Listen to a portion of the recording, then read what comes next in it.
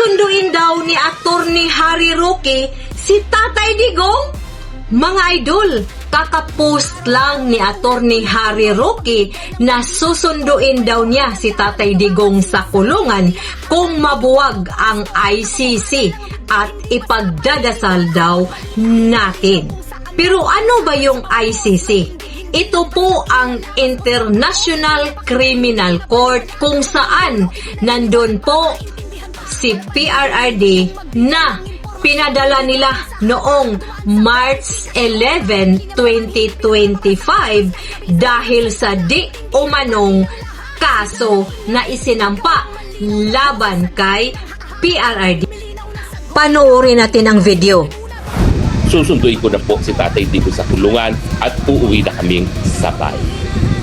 Pagdasal po natin.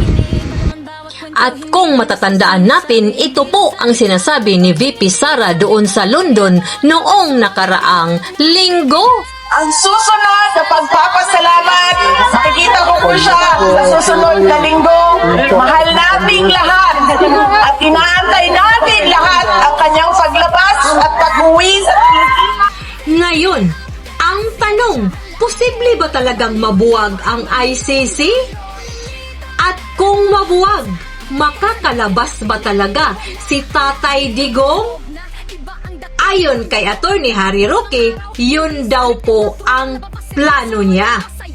Para sa akin mga idol ay malaking balita po ito. Pero hintayin lang po natin kung ano ang mangyayari. Kayo, ano po sa tingin ninyo mga idol, mga kababayan at mga kapatid ko? Opinion ko lang po ito. Siguradong takot na ngayon ang mga taong responsable sa pagpapadala ni Tatay Digong doon sa dahig. Parang kinabahan na sila at higit sa lahat, marami pong mga kababayan natin na sigurado akong naghihintay po sa pagbabalik ni Tatay Digong. Comment kayo sa baba mga idol at mag-subscribe para sa mga bagong update. Ito po ang inyong lingkod, Linda TV PH. At huwag kalimutan, mag-ingat po tayong lahat.